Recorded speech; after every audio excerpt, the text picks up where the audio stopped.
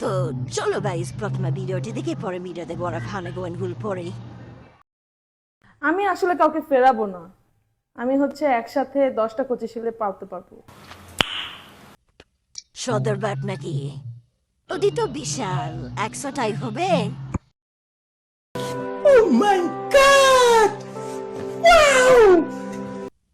দৌলো দিয়ে গাড়ি চলে যান, একসাথে 200 টাকা করে পাইবেন।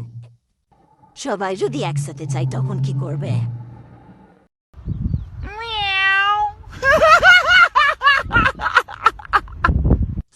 চলুন এবার একটা পোস্ট দেখা যাক, তারপরে তোর কমেন্ট পড়ব।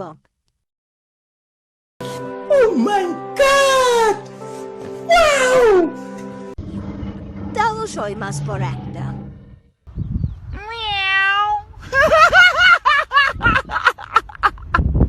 এবার সহভাগীদের উপর নায়ক দাসারের নায়াবদার ওর নায়ক দাসারের নায়াবদার নেট আনায় যাওয়ার তিনি গেছে এবং পাবলিকের বড় কমেন্ট গুলো পড়ে গেছে।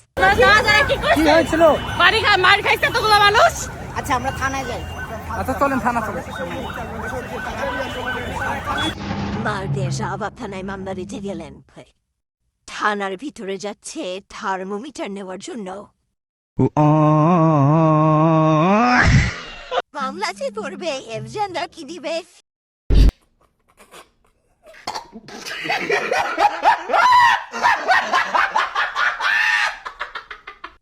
ভাইয়া এগুলো আপা নাকি ভাইয়া, তাই তো বুঝতে কষ্ট হচ্ছে আমার। প্রথমে দেখে ভাবছি সেনে, পরে বাচ্চাদের ভাঙবার দেখে ভিজলাম মাথা। কোন একজনের সদের বেরিয়ে সাংবাদিকের বড় প্রশ্নের উত্তর। তোমার শাশুড়িকে এবং ননদ যারা থাকবে তাদেরকে কেমন ভালোবাসবা? তারা যদি কোট নামিছে তাহলে আমি তার চেয়ে বড়টা করবো। আর যদি ভালো হয়তো সম্মান পাইবো, আর যদি না অন্যরকম কত জুতার বাড়ি পাইবো, আমার থেকে আর কিছু পাইবো না।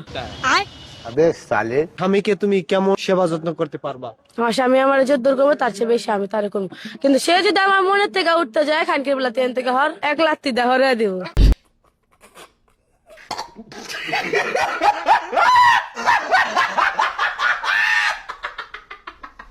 এই ভিডিওতে আপনার করা ফানি কমেন্টগুলো নিয়ে দেখা হবে নতুন কোনো ভিডিওতে।